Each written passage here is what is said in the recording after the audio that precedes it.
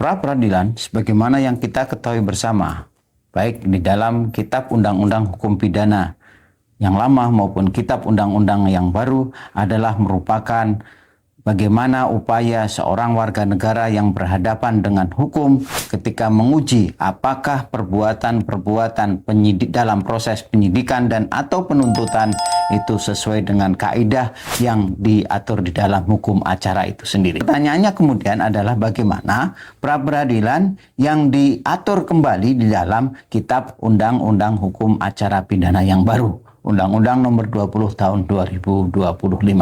Karena ternyata di dalam Undang-Undang Nomor 20 Tahun 2025 tersebut, di situ disebutkan bahwa pra-peradilan ini lebih fokus kepada bagaimana kemudian tetap menguji profesionalitas penyidikan dan penuntutan yang dilakukan oleh aparat penyidik maupun penuntut dalam proses hukum acara kita. Berkaitan dengan upaya paksa.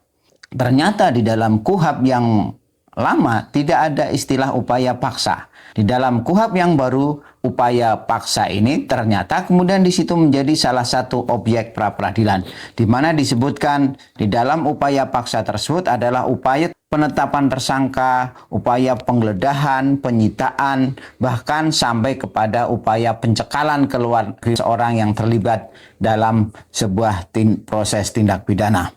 Kemudian terhadap objek pra-peradilan itu sendiri, di samping terhadap upaya paksa tersebut ada 6 hal ya berkaitan dengan objek yang bisa dilakukan. Kalau di dalam aturan pertama disebutkan secara umum adalah berkaitan dengan bagaimana mengawasi kinerja dari penyidik dan penuntut umum, tetapi di dalam aturan-aturan berikutnya di situ disebutkan secara spesifik. Selain upaya paksa, di situ juga disebutkan adanya upaya pra-peradilan berkaitan dengan penghentian penyidikan atau penghentian penuntutan, di mana di situ disebutkan di pasal 158 KUHP yang baru disebutkan secara spesifik berkaitan dengan objek-objek yang menjadi objek pra-peradilan. Di samping tadi upaya paksa, Kitab Undang-Undang Hukum Acara Pidana yang baru tersebut dalam hal pra-peradilan ada perluasan ya dibandingkan dengan Kitab Undang-Undang Hukum Acara Pidana yang lama,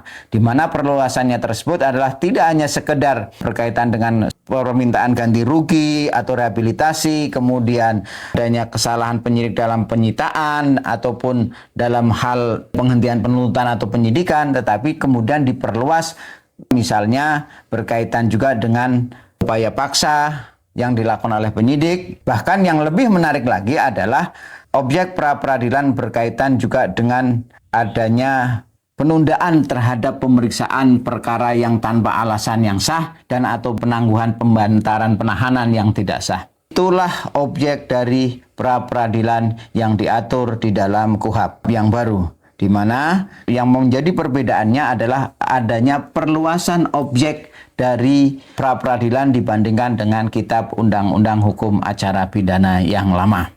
Kemudian siapa-siapa yang berhak mengajukan upaya pra-peradilan ini di dalam KUHP yang baru tentunya itu sangat spesifik atau sangat rigid sekali diatur, di mana misalnya terhadap upaya hukum pra-peradilan berkaitan dengan adanya penghentian penyidikan dan atau penuntutan, begitu kan? Maka di situ yang berhak mengajukan adalah korban, pelapor, dan atau advokat yang memperoleh kuasa untuk melakukan proses pra-peradilan tersebut.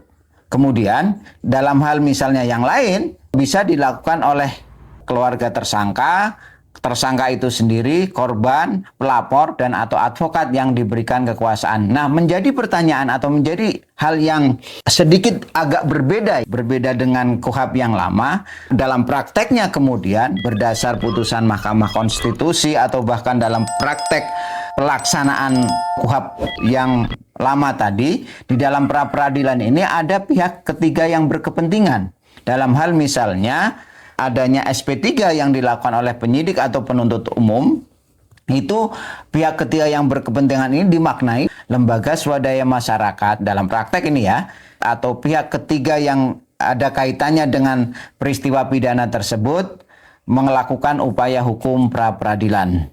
Pertanyaannya, dengan keberlakuan KUHP yang baru ini, karena di dalam nomenklatur di pasal-pasal KUHP yang baru ini tidak disebutkan adanya pihak ketiga yang berkepentingan sebagai pihak yang punya legal standing untuk melakukan upaya hukum pra-peradilan.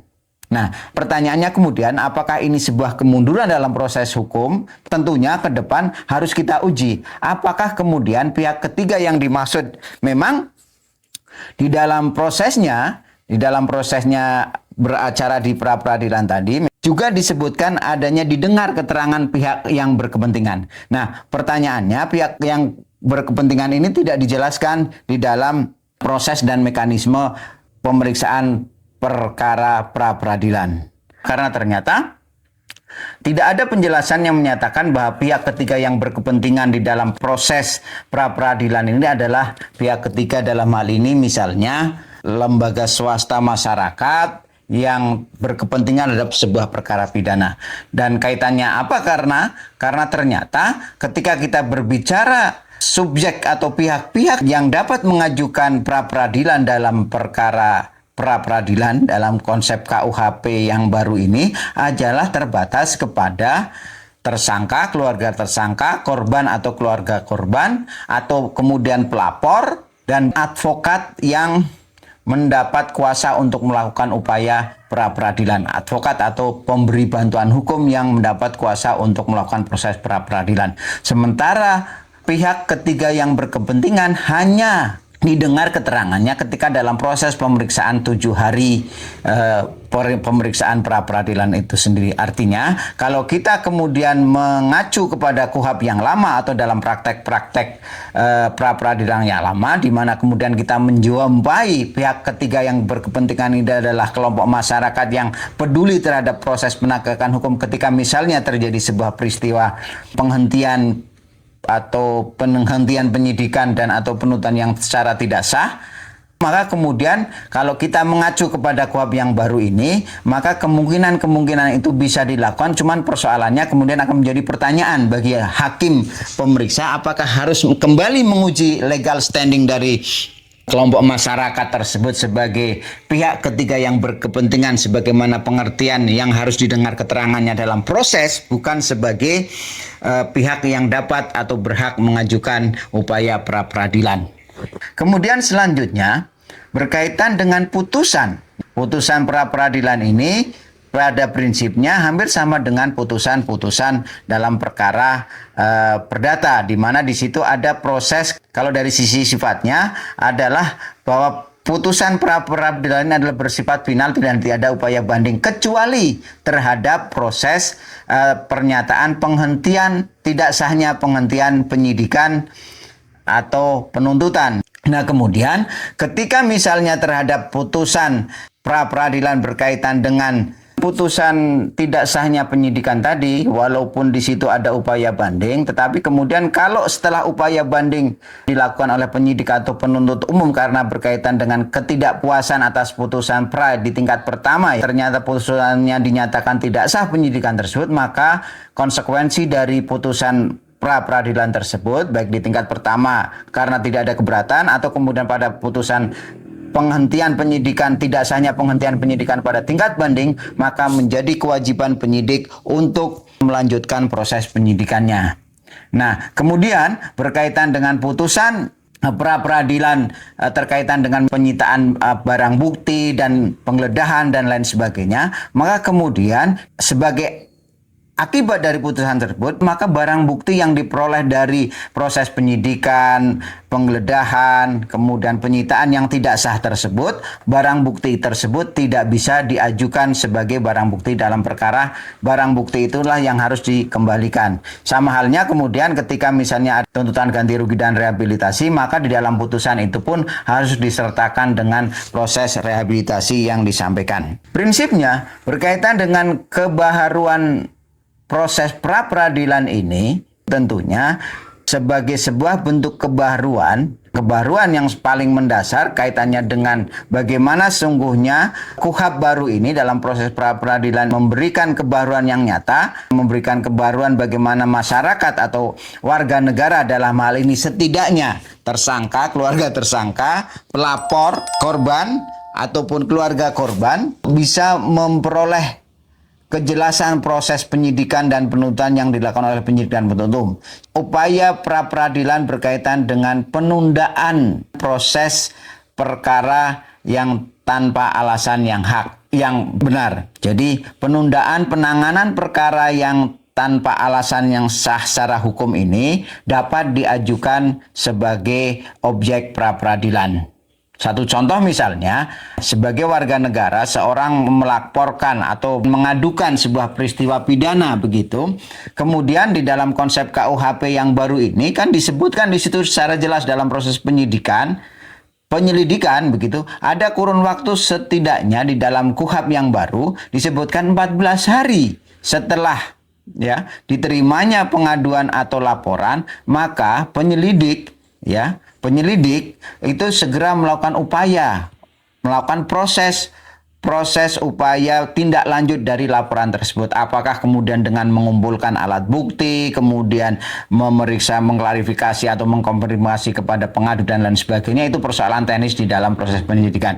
Tetapi di dalam kurun waktu 14 hari itu aparat penegak hukum ini melakukan pekerjaannya. Kalau tidak, kemudian di dalam KUHP juga disebutkan ada upaya untuk melaporkan tindakan penyidik tersebut kepada atasannya atau pejabat pengawas dari proses penyidikan atau penyelidikan. Itu konsep yang awal di penyidikan. Nah, kemudian ketika dengan waktu 14 hari tidak ada tindak lanjut yang memuaskan tanpa ada kejelasan, atau bahkan kemudian sampai berlarut-larut, maka kemudian si pelapor, pengadu, atau bahkan nanti kemudian kalau sampai pada proses penyidikan sudah ada tersangkanya begitu, dan tidak ada tindak lanjut dari proses yang sedemikian rupa tanpa alasan yang sah, ya kan? Karena di situ dalam praktek ini kemudian kan kita mengetahui ada proses-proses yang kemudian seolah-olah begitu perkara ini dipetieskan, artinya tidak mati segan hidup tak mau, perkara ini hanya sekedar laporan, tidak ada tindak lanjut yang berarti. Maka kemudian di dalam KUHP baru diberikan hak bagi yang merasa dirugikan atas tindakan penyidik, dalam hal ini adalah penundaan penanganan perkara tanpa alasan, bahasa kerennya itu undue delay begitu ya, delay proses maksudnya, artinya ada penelantaran proses penanganan perkara yang dilakukan oleh penyidik dalam proses penyidikan itu bisa menjadi sebuah objek pra-peradilan. Artinya kemudian setidaknya ini memberikan jaminan kepada masyarakat bahwa ada harapan dari para pencari keadilan ketika berhadapan dengan proses penyidikan dan penuntutan, perkaranya harus segera ditangani sesuai dengan ketentuan yang berlaku. Artinya ketika melakukan sebuah proses laporan dalam kurun 14 hari ada tindak lanjut, kemudian kalau ternyata dalam proses tindak lanjut itu tidak ditemukan adanya sebuah tindak pidana, maka penyidik punya kewenangan untuk melakukan penghentian penyidikan. Kalau kemudian ditemukan tindak pidana, maka harus ditetapkan tersangka dan kemudian berlanjut sampai dengan dikelimpahkan ke pengadilan. Tetapi kemudian kalau itu tidak terjadi, maka penanganan perkara yang ditelantarkan atau tanpa alasan yang sah, yang menurut hukum, maka itu tetap menjadi objek pra-peradilan.